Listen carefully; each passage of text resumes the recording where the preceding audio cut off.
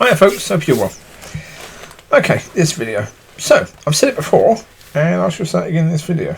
I think the devil has done a fantastic job. A phenomenal job. He really has.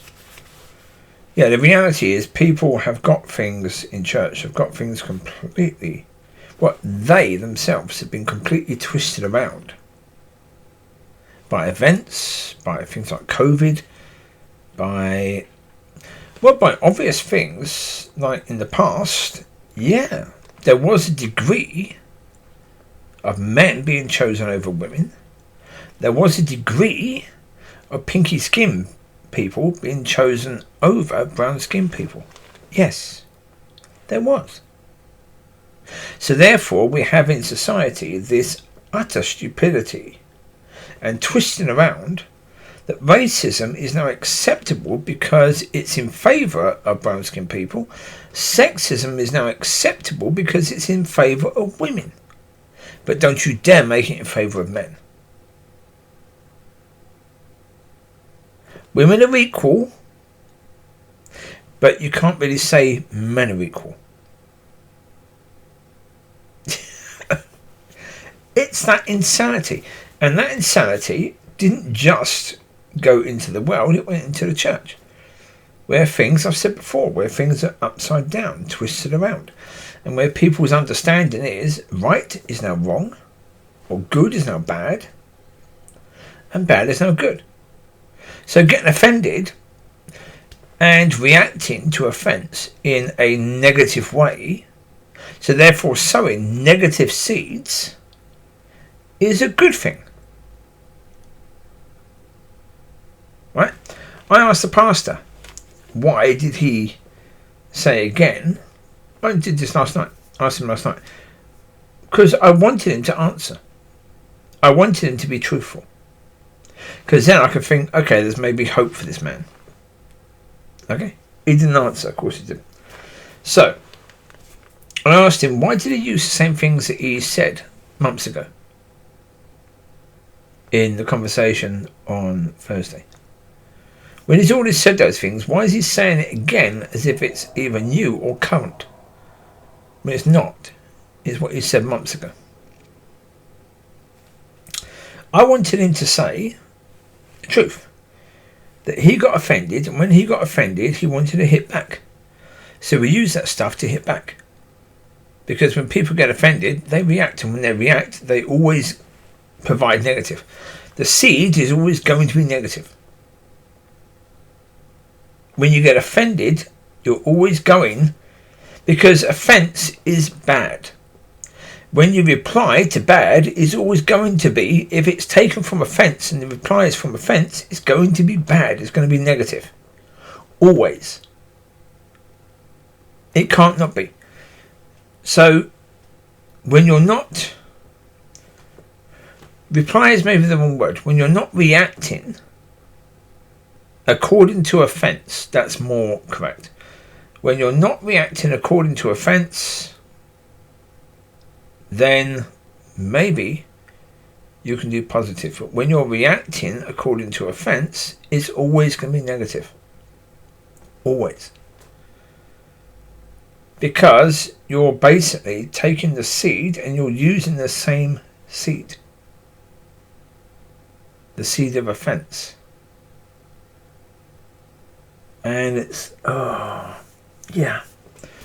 It's so dark, but people think that that's good.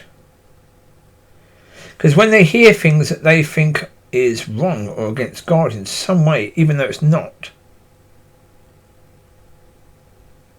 they react as if it's their job to protect God. That it's their job to protect the church. That it's their job to protect the word of God. That it's their job to... None of that is your job. None of it.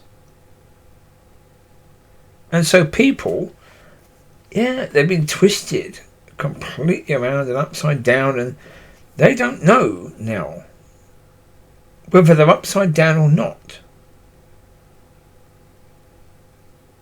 They're very confused now as to what is right and what is wrong, because, you know, right now an awful lot of things that are wrong are being taught as right, an awful lot of things that are right are being taught as wrong.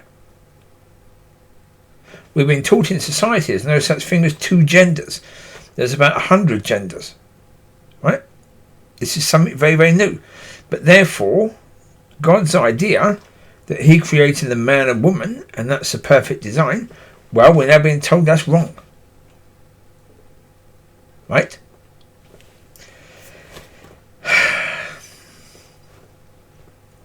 There you go. This is why we have this situation.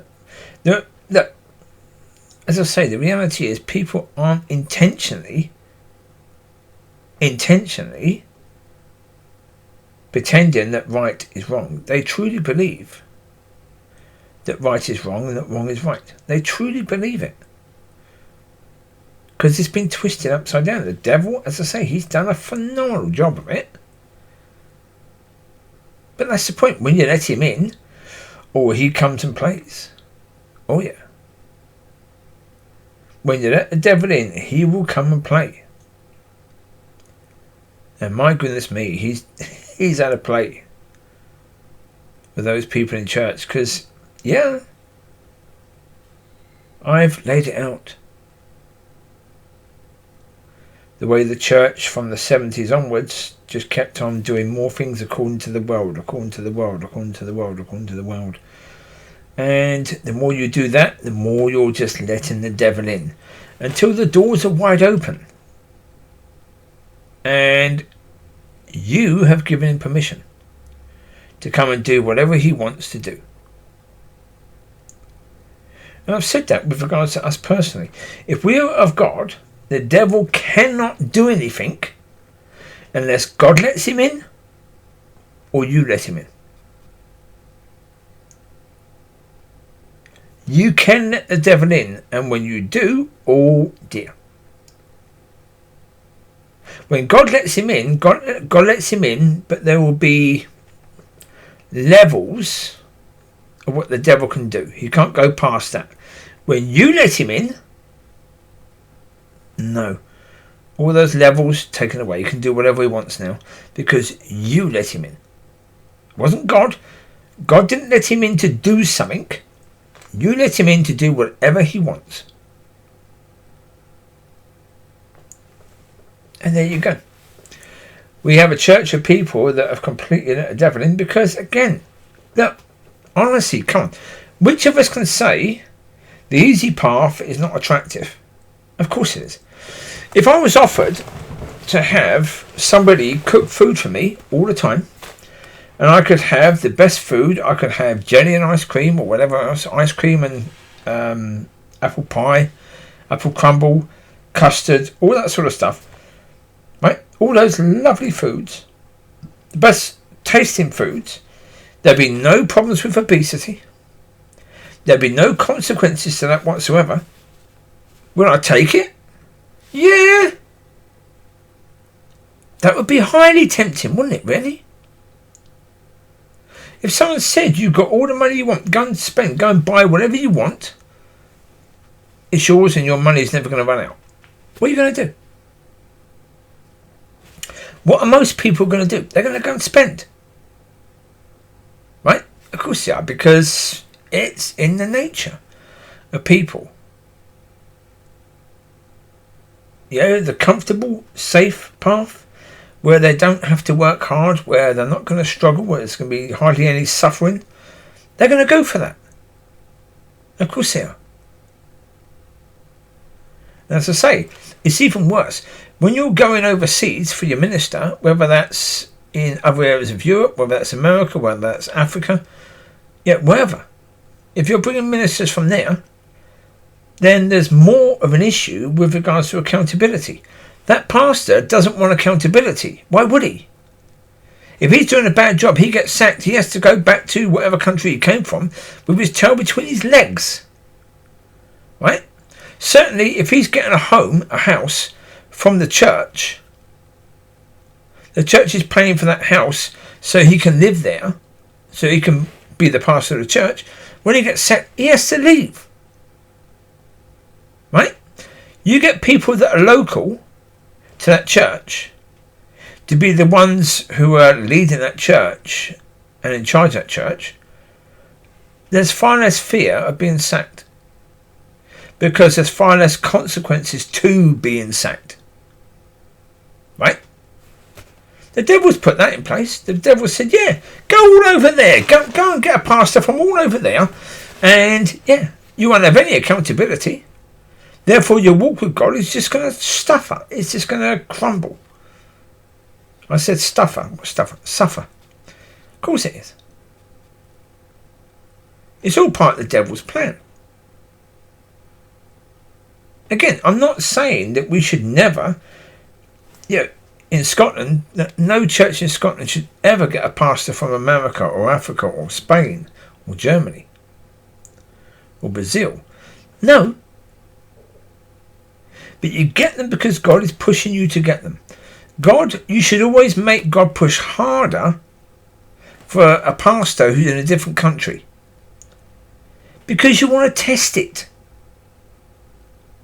You want to test it. There are consequences to bringing people in who are from further afield, especially if things aren't working. So test it. No problem making God work harder to prove that that's what he wants, yeah. We should be doing that. We should be testing all things. So, yeah. Wake up. Have some coffee. Take care. God bless. Speak to you soon. Bye-bye.